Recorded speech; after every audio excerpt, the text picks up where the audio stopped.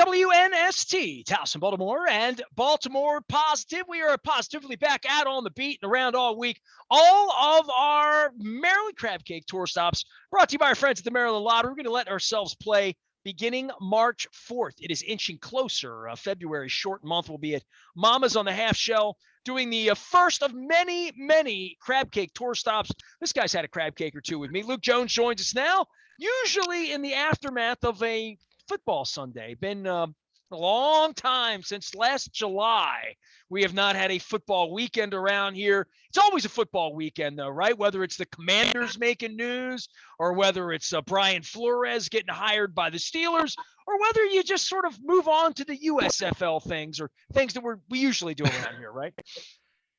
Yeah, I mean, there's always news. I mean, we know that. I mean, the only time that the NFL calendar is truly quiet is those first few weeks of July. And then at that point, it's usually just, is there a high-profile player arrest or something weird happens along those lines? So there's always news. And even if it has been a little quiet on the Ravens front from the standpoint of they still haven't announced their coaching staff, even though we know the likes of Zach Orr and some other reported hires coming on board. But I think it's that first Sunday, and clearly, you have the week buffer between the conference championship game and the Super Bowl, which they play the Pro Bowl. And as I watched a few minutes of the NBA All-Star game Sunday night, I was kind of thinking to myself, which of those games is worse? My vote's on the Pro Bowl, by the way, if you saw any of that.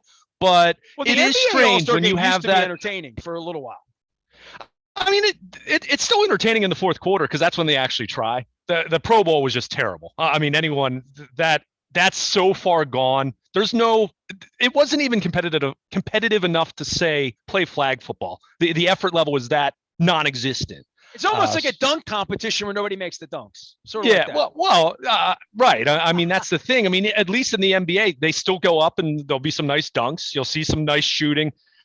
In football, it's at this point in the Pro Bowl, but but that aside, when we get to post Super Bowl, that first Sunday, it's strange. I mean, I'll openly admit, I went and saw a movie at 1:00. I finally saw Spider-Man. It's only been out 2 months, which is crazy that it took me so long to go see it. But there is that strange feeling that there's some emptiness to that. And you mentioned, the USFL and certainly we'll be coming up on the combine, although interesting, with the NFLPA and agents and talking about players boycotting, very interesting there with, the proposed bubble that kind of caught a lot of people by surprise, but, not having a football game to talk about that first Sunday, as you mentioned, first time since late July. It is weird. It is weird. And there is a little bit of an emptiness. And I think there's a sense of trying to fill that void. And, you and I will certainly get into talking baseball, the Orioles and the lockout that the owners, saying they, quote, must cancel the start of spring training games, which we know that's not true.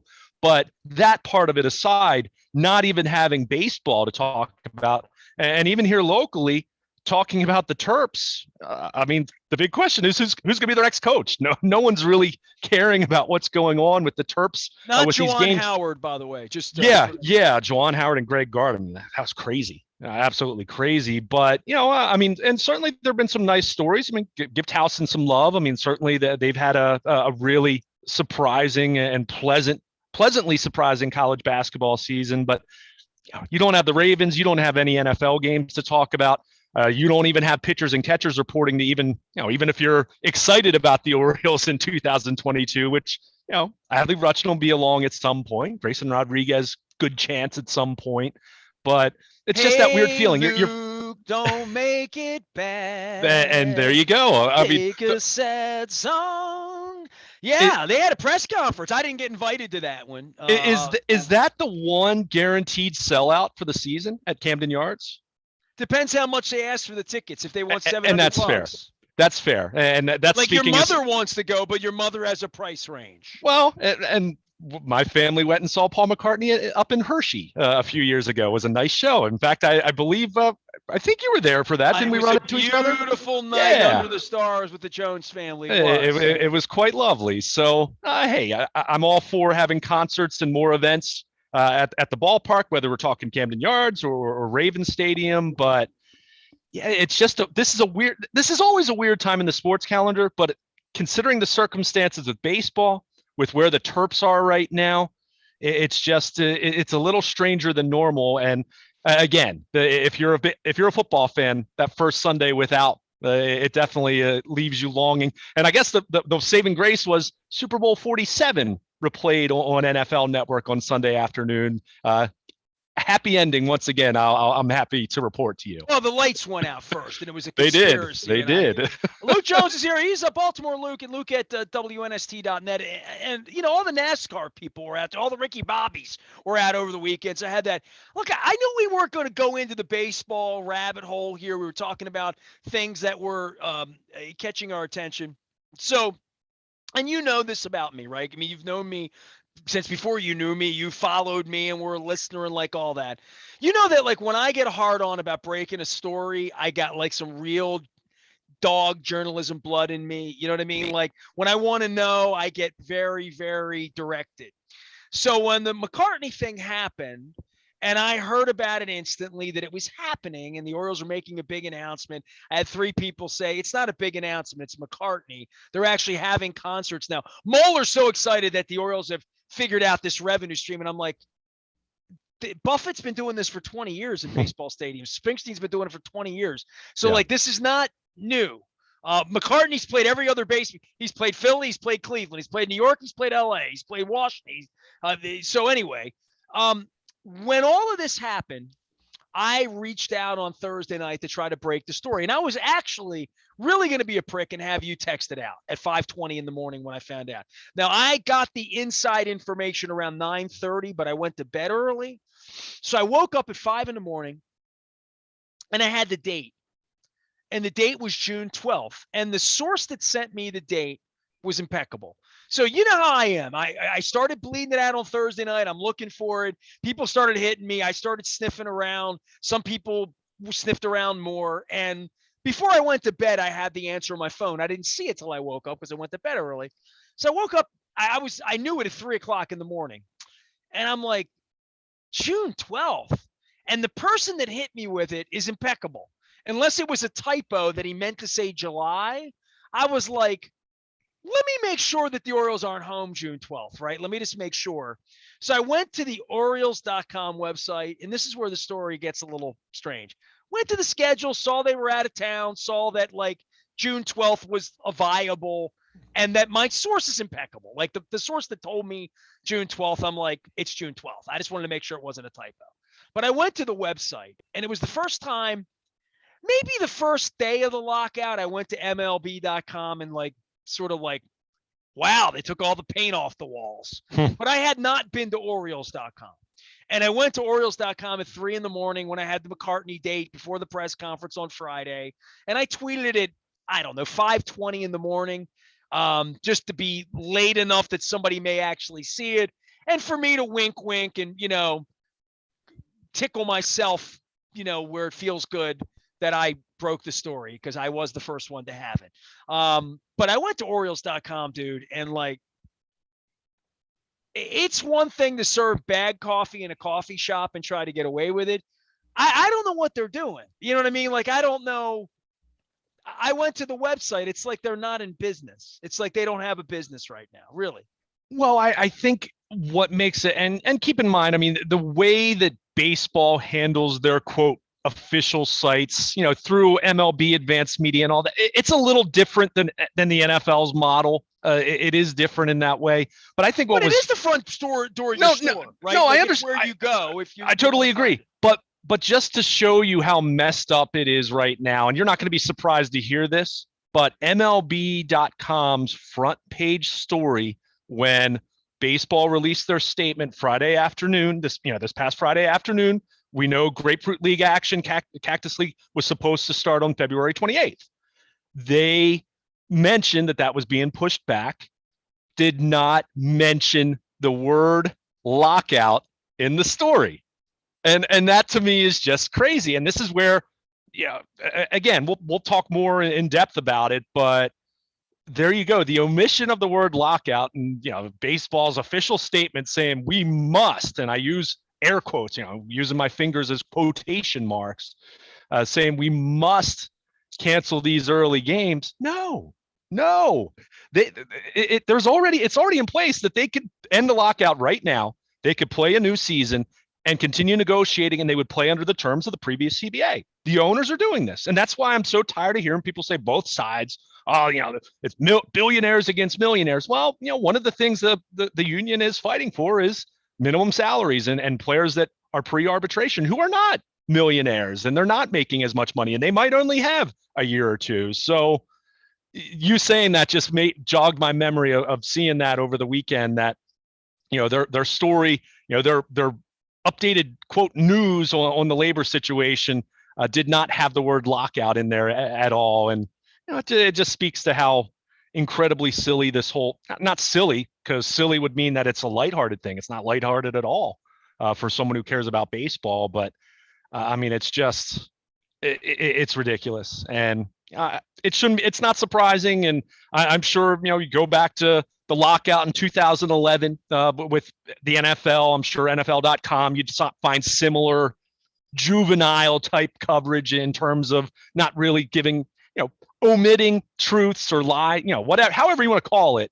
But it's just, you see that and it's just so off-putting on the heels of, hey, football season's over. Guys like you and me, pitchers and catchers report. Juvenile. I don't even know. I that isn't even like, it's embarrassing. You know what I mean? It's an embarrassing corporate decision. You know what I mean? It's a decision made by lawyers, clearly. And it doesn't smack of reality. That's the issue. There's nothing tangible about it that's rooted in reality. We're in a lockout. It should say that on the front of the site. We're in a lockout. In the same way that when your employees don't show up for work, you put a sign up out in front of the fast food place saying, we don't have any employees today to make you breakfast. Like, you just tell them the truth is what you do. I don't know what they're running from. I really don't. And the fact that there's no negotiation going on, really, that they get in a room and say, F you. No, F you. No, F you, and you. And then 15 minutes later, they come out and they're like, we met for 15 minutes. It wasn't constructive. And that's what the updates are. And then you're wondering, then you call them juvenile they are juvenile. I mean, they are in a different, they're in a different place spiritually, financially, just in how they're conducting their business out in front of everyone right now. Because it was one thing to be locked out in 1981 and my dad, or strikes, and my dad to be pissed at the sporting news. It's a whole different thing to be trying to run a business. What happens to the people that report to work there? I mean, Rock Kabaka, what is he allowed to report versus not allowed to report, write versus not allowed to write, the team employees, ticket sales. My friends at the Chaucer, by the way, I want to give a shout out because I was at the Chaucer. The beer was very wet and cold there the other night. I was in Highlandtown. I stopped and got some wings, picked up some Brussels sprouts. And they called Brian and they said, hey, you want to run an opening day bus? Because they know Brian's baseball guy. He's an old school, or he's Berkshire. He's like, let me get this straight. You want me to call a bus company to get a bus and hold a bus? And you want me to take money from my customers to go to your baseball game on opening day 6 weeks from now, and there's no spring training. And you seriously want me to give you money for tickets now? You want me to front money for a bus? You want me to take money from customers in Islandtown for a game that all of us can concede right now is in a small amount of jeopardy? I mean, it's a lot of jeopardy at this point. I mean, this week in which we're in the midst of now, one thing that did come from the statements was it does sound like the sides are planning to negotiate every single day this week, which is at least a change from where we've been. I mean, you keep one thing I want to stress, because you kept saying they. We're talking about the owners here. I mean, the owners are the ones who decided to implement a lockout. What was it, beginning December, and not engage in any negotiations. I mean, okay, what are we doing here? And what are we doing here? And that's what you keep asking. And as I've said to you in previous conversations, and I'll stand by this, the biggest thing that the union is guilty of is how lousy they did in the last two CBA negotiations. And they're trying to make up ground. And I'm supportive of that But when you do as poorly as they did in those last two negotiations, going 16 and go back to 2012, I mean, what do you think is going to happen here? So from that standpoint, yeah, I mean, you just look at it, and it's incredibly frustrating. And I think, you mentioned the story about opening day, and the soft deadline that's assumed, because one thing they learned from, keep in mind, we lost over half of a baseball season because of something called a pandemic 2 years ago. And now we're talking about deliberately not playing baseball. Major League Baseball owners, really?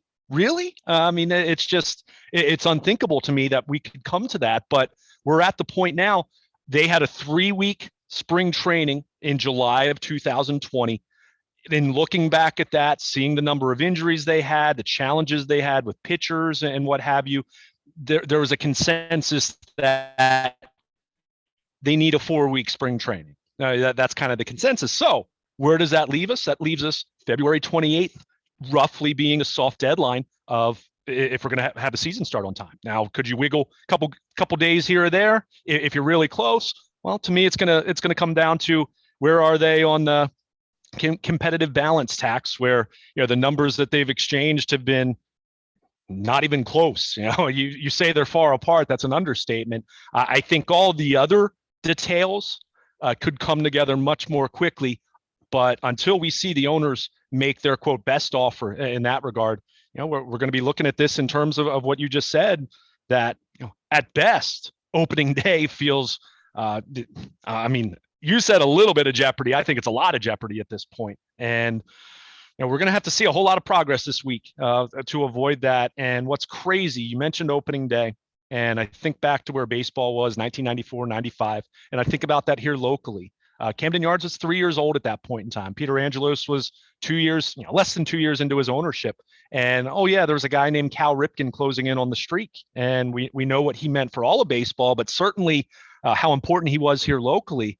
There is none of that right now. But I mean, you can say that for the sport, but if you want to talk about how it pertains to the Orioles in Baltimore and where Baltimore is from a baseball standpoint now, and that's not to say that I'm down on Mike Elias or their farm system or anything like that, but let's call a spade a spade. No one's been going to the games. No one's been going to the games for several years now. And I don't blame anyone for that when you're not trying to win, when you are in a full-blown rebuild. So you have all of those factors that are working against you from a standpoint of there just isn't a whole lot of interest beyond, hey, go to Bowie and see Adley Rutschman last year, like I know people in my life did on a regular basis last year, or go see Grayson Rodriguez pitch in Norfolk for at least the start of the season before potentially we see him in Baltimore. But beyond those elements, what are the Orioles, especially if we're talking about the season not starting until May, let's just say hypothetically, there's nothing there. Where they can't compete anyway, right? So they're not winning anything.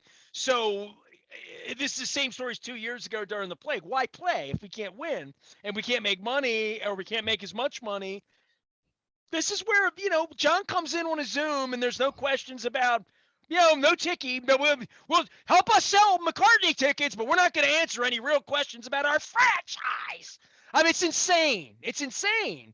But this is how they operate. This is how they've been allowed to operate for 30 years, and they're continuing to operate. You can go to their website right now. It's not even serving like cold coffee. It's serving trash. I mean, like the front of their website is has nothing to do with their organization. So there is no front door. There is no information. There's only, we'll let you know when things are sorted out. That's kind of the, we're not taking any questions right now. We'll just let you know when you're invited to come back again. I don't know who else runs their business that way. Baseball does, because they've always believed people would come back. Well, and that's what, and again, this is an MLB thing. I mean, this is when you've scrubbed the photos of all of your Major League Baseball players, guys on 40-man rosters. I mean, that's not an Orioles exclusive thing. That's across the board. But my point is, when you're talking about a specific franchise that's down right now, in the same way that you could talk about other teams that have been in the top five, I mean, Arizona was awful last year, for example, but you have that. So there's a lack of interest and a lack of enthusiasm already. And then when you talk about a work stoppage that flat out alienates people. I mean, you mentioned 2 years ago, there were circumstances that are completely out of the Orioles' control. There was a reason why there were no fans in the ballpark for anyone 2 years ago. But you're doing something now as a sport to deliberately not put baseball out on the field in an effort that I see the negotiating in bad faith in an effort to try to break the union. Boy, we saw anger in 1995 when the sport as a whole was far healthier in terms of where they were pre-strike 1994. I think we would agree with that. And what it was a they different. could get away with then. Right. What they could get away with. Yeah, I mean, it was just a completely. They can get away with a lot more now because the money grows on trees now. There's a lot more guaranteed money now. They had to play 30 years ago to make money. There's enough guys now that the stratosphere of the money and the automatic money is built in that I don't know enough about it to know whether the Denver the franchise really wants to play, or the Seattle franchise really wants to play, or the downtroddens, the Tampas and the Oaklands, whether they really want to play or not. The Orioles are the downtrodden. Who am I kidding? Like whether they really want to play, or whether the San Diegos and the LAs and the Atlantas and the teams that think they're going to sell tickets and that it's going to be a fruitful season. Maybe the White Sox feel that way. Obviously the Yankees want to play, and the teams that really make money, that the teams that matter, the top 8 want to play. The rest of them, I don't know where the threshold is for the owners, that group of hawks that's going to say, all right, deal's good enough, let's go back and play. Because I don't know where that pull is. I mean, it was different 30 years ago. Yeah, but they do have to play. They can't just not play the season. I mean, they lose money then. I mean, I understand what you're saying, and so much of this gets into what we saw with the 60-game season 2 years ago, and talking about prorated pay and not wanting to give them prorated pay and all that. But I guess my point is just a lot of that created the bad blood for this, though, right? Oh, no question about it. Okay. Well, we talked about this. I mean, I think and look, I'm not going to sit here and say that I'm very well versed in the nuance of the CBT and the all the different ramifications of that, but I do know we vividly recall talking about this 2 summers ago and saying, boy, we're getting a preview of what we're going to see in the winter between 2021 and 2022, and based on what we're seeing now, I fear we're going to see missed games. And I said at the time, and I still feel that way, it is so catastrophic. And everything you just mentioned about the money and revenue streams and MLB advanced media and all the different factors are at work, though. Let's also keep in mind what baseball's business model has been in terms of television.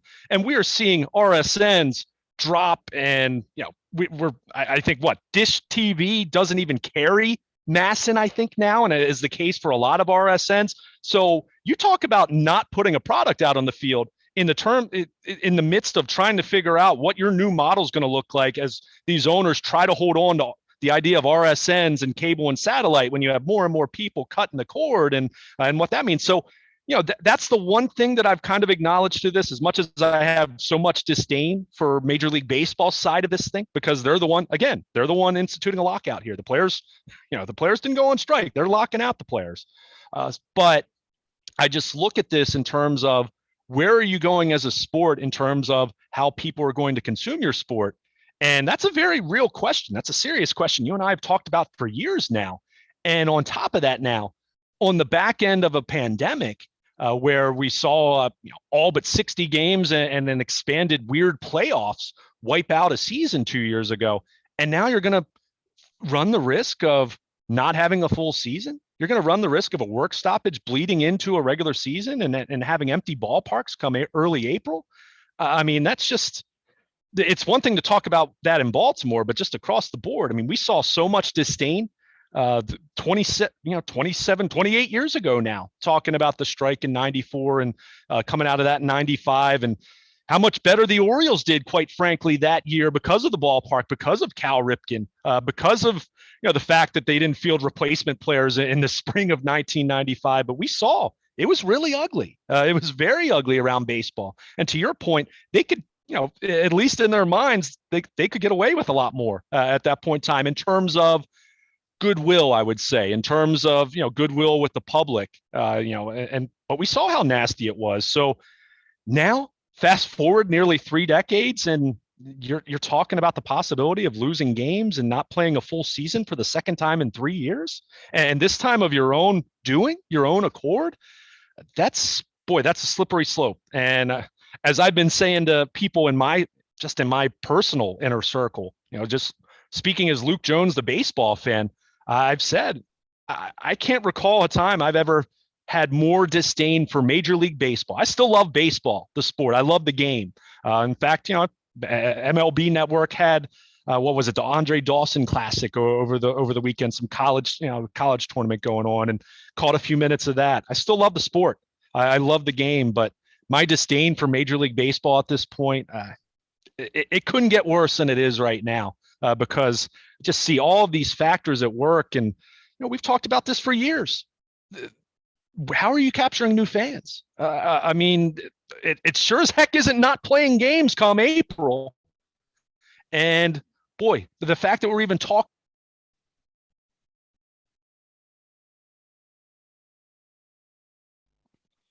You muted down there at the end there, Luke. You lost a little audio there. I think you unplugged. Luke Jones is here. He is he's angry. He's Howard Beale. He's mad as hell, and he's not going to take it anymore. I think you're back on now.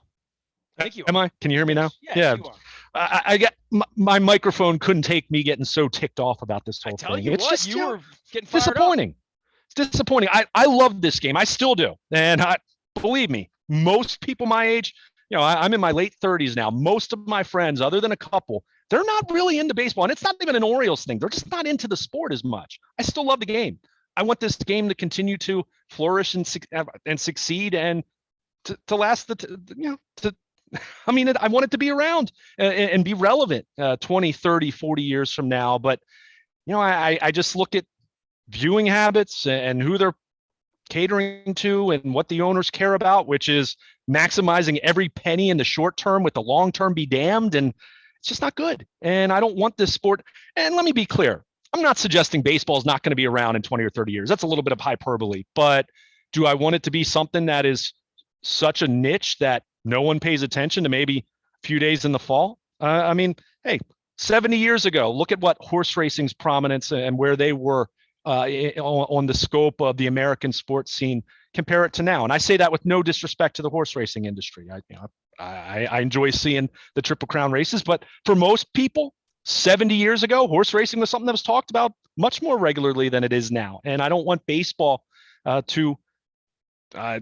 feel baseball is rapidly going down that path if you don't have some leadership, talking Rob Manfred, but we know he works for the owners, that to understand that we need to be thinking about the long term here. And what I see on a yearly basis, and certainly it's coming to the forefront with this lockout. I don't like where the sport's heading. I really don't. Luke Jones is here. You can find him there at BaltimorePositive.com. You can also find him out on social media at Baltimore Luke. We're going to be talking plenty of football. I wish we were talking baseball. I'm so disgusted by it that I haven't spent a lot of time talking about it. You can find my piece with Eric Fisher. I'm inviting Barry Bloom on this week from Sportico and longtime Major League Baseball insider. So we'll do some baseball around here this week before it's all over with. Certainly a lot of Baltimore positive stuff as we get up on election season, as well as the Maryland Crab Cake Tour now coming back to life on March 4th now that we're demasking here a little bit. So I'm looking forward to my crab cake at Mama's on the Half Shell. We're going to start the tour there on March the 4th.